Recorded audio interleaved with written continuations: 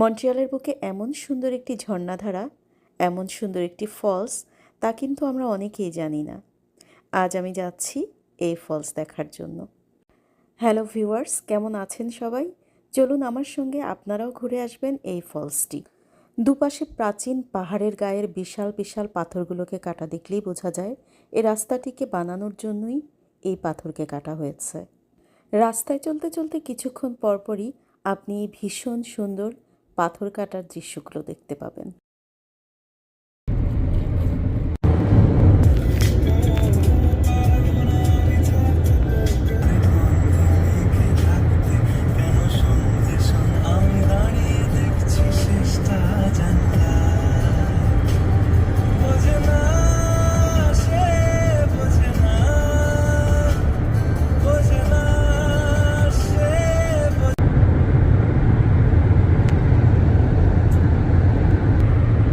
প্রায় 1 থেকে 1.5 ঘন্টা লাগবে আপনার এখানে আসতে।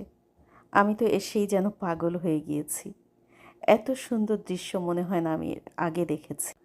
এই ঝর্ণার বৈশিষ্ট্য ছিল এটা প্রাচীন যুগে যেমন ছিল এখনও ঠিক তেমনটি রয়ে গেছে। আপনি এখানে চাইলে নেমে গোসল করতে পারেন, ফিশিং করতে পারেন। আমি ঝর্ণার দুপাশ ধরে হেঁটেছিলাম, ঝর্ণার পানিতে পা ভিজিয়েছিলাম, আরও কত কী। চলুন আর কথা না বাড়িয়ে কান পেতে ঝর্ণাধারার এই শব্দ শুনি আর চোখ ভরে দেখি।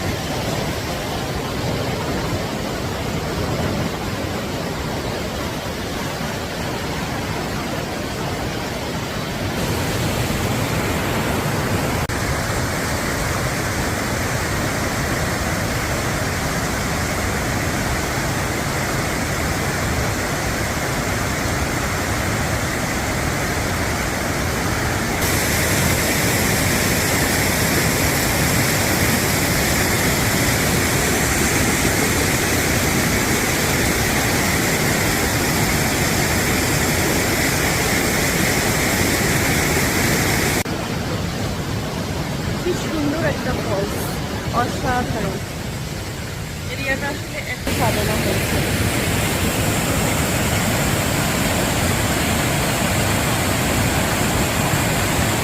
ফলসের সাথে এরকম পাথর কাটার দৃশ্য অদ্ভুত সুন্দর। পুরো এরিয়াটা জুড়ে আসলে এটা কত বড় আমি জানি না, তবে আমার চোখ যতদূর যাচ্ছে আমি এই ফলসটাকে দেখছি। এই পানির ঝর্ণা, সেই ওয়াটার ফলসটা চলে এসেছে অনেক দূর থেকে। পাথর কেটে কেটে ওরা খুব সুন্দর করে এই জায়গাটাকে বানানো হয়েছে। ওরা খুব সুন্দর করে বানিয়েছে, দেখার মতো অদ্ভুত জিনিস।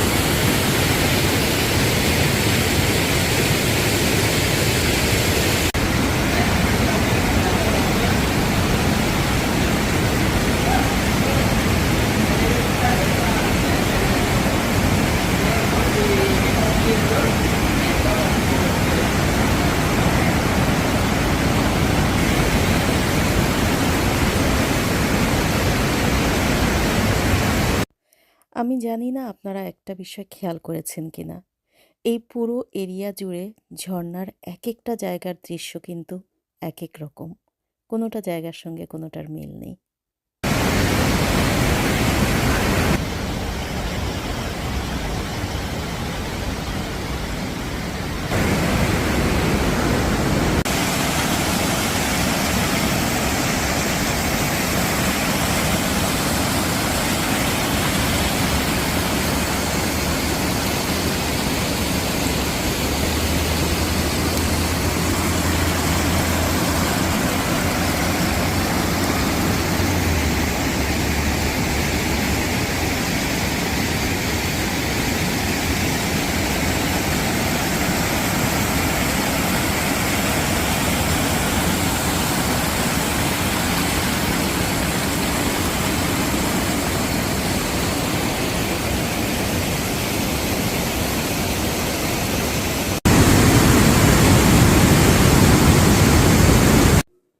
এখানে পানির এত স্পিড, এ জায়গাটায় যদি কোনো মানুষ কিংবা কোনো কিছু পড়ে যায় তাহলে কিন্তু আর তার হদিস মিলবে না। আমি জানি না আপনারা এনজয় করছেন কিনা। আমি তো কি যে এনজয় করেছি, কি যে ভালো লাগার মুহূর্ত আমার ছিল সে সময়টা আমি বলে শেষ করতে পারবো না।